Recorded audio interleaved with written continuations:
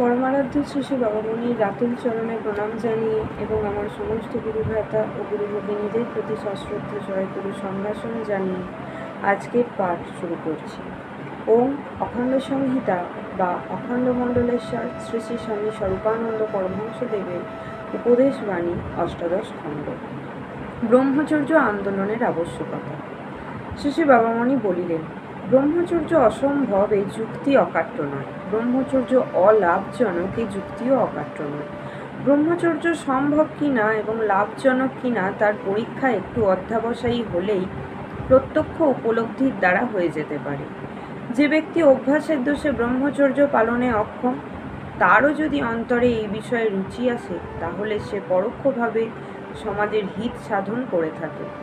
ব্রহ্মচর্যের মহিমায় যার বিশ্বাস আছে, সে নিজের অজ্ঞাত সারেই সমাজের পরম কুশলের একজন সংরক্ষক।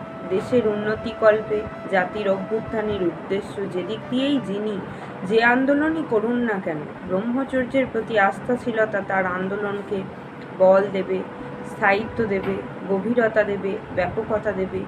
ইন্দ্রিয় লালসাতুর ভোগলুব্ধ আন্দোলনকারীদের নিষ্ঠা হয় ক্ষণভঙ্গুর, বিচার শক্তি হয় অসহিষ্ণু এবং চেষ্টা হয় হুজুগ প্রয়াসী। এই বিপদ থেকে দেশকে বাঁচাতে হলে ব্রহ্মচর্যের জন্যই একটা ব্যাপক আন্দোলন দেশ জুড়ে সৃষ্টি হওয়া প্রয়োজন। বক্তৃতা 3 ঘণ্টাকাল ধরিয়া হইল।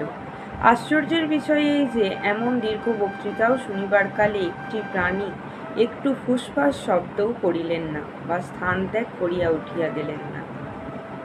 জয় গুরু।